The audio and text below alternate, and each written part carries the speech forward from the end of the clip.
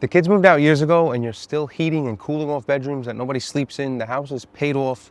It holds 40 years of your family's life and moving feels like a mountain, so you stay. But let me reframe something because downsizing gets described wrong almost every time. It's not about giving something up. It's about converting square footage that you no longer use into money, into time, and into a place that fits the life you actually have now. I'm Joseph Ranola with the Bridge and Boro Team at Real Broker, and I've sat at a lot of kitchen tables in Staten Island and Brooklyn having this exact conversation. Sometimes with a couple in their 60s or 70s, sometimes with an adult child who called me first. Let me just say this once clearly. Nobody has to move on anybody else's schedule, right? Including mine, of course. I'm not even part of the equation in that setup. But it helps to understand how this actually works so that whenever you do decide, you're deciding with clear eyes. Now, I put together a free downsizing guide for Staten Island and Brooklyn homeowners on my website. It's always, as usual, linked down below in the description and the pinned comment. But anyway, let's start with the signals because people usually feel this long before they can explain it, right? There's rooms in your house that nobody's walking into. You close the door, you're still heating them, insuring them, cooling them off, you're paying taxes on them, right? The stairs have become something that you start to think about. You're tired of it. Not that you can't do them, you're just noticing them. The maintenance keeps growing,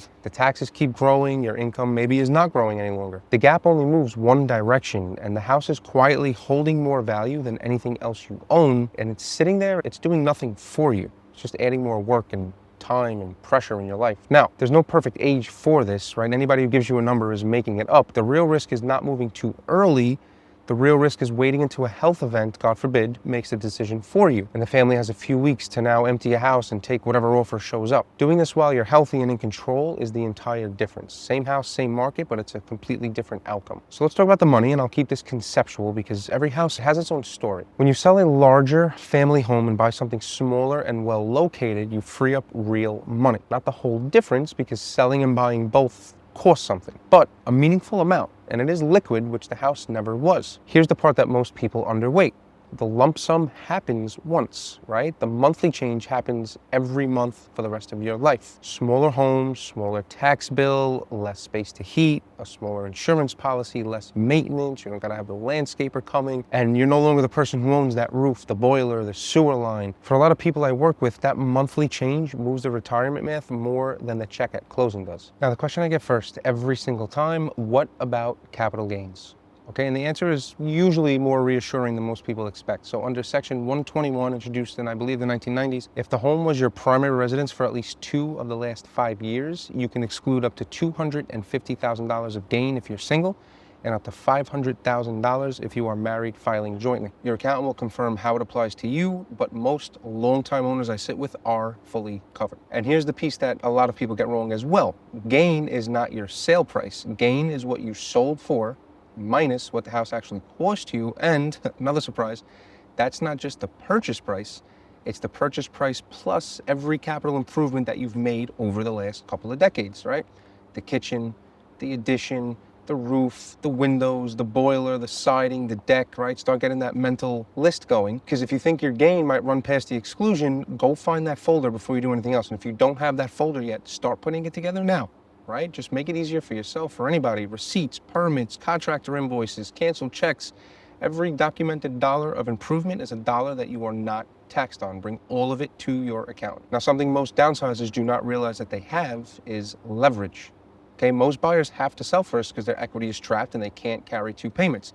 A lot of you can buy first because you have significant equity and often no mortgage at all. That means you can make an offer that is not contingent on selling your house, and that is worth real money on the table. That's the offer that wins the next house. It means that you move at your own pace instead of living out of boxes. And it also means that we list your home empty and easy to show, which almost always nets more than selling it full of your life. Now, a quick note on where people land. If you're looking at a condo or a co-op, right, as your downsizing destination, understand that you're buying into an organization, not just a home. There's a board, there's a monthly charge, there's rules. Some buildings are wonderful, some are exhausting. A co-op will generally ask for a financial package in an interview.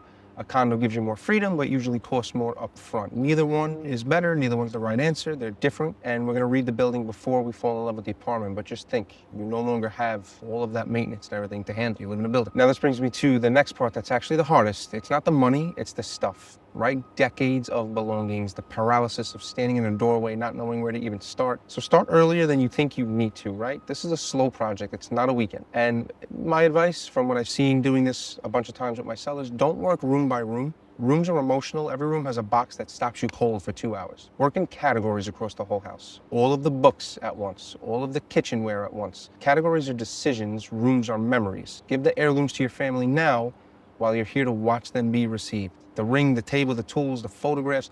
Handing your daughter the thing and telling her the story is worth more than her finding it in a box with nobody left to ask. And I'm going to be honest about the rest of it. The buyer is not paying more because the basement is full. The goal is finding the right home for your things, not maximizing a number. That's the point of this aspect of the process. Now, here's another thing I've learned, right? I've never met anybody who downsized on their own terms and regretted it.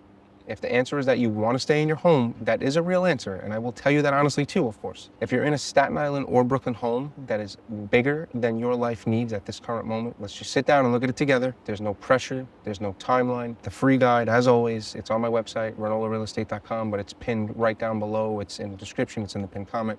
Or you can call or text me anytime, 917-905-2541. It's my real phone number. It'll go right to my phone. We can go through it at your kitchen table. No expectations that you actually do anything. The house gave you what you needed. It's now allowed to be someone else's turn. I'm Joseph with the Bridge and Boro Team. Subscribe for more honest, real talk about New York City real estate.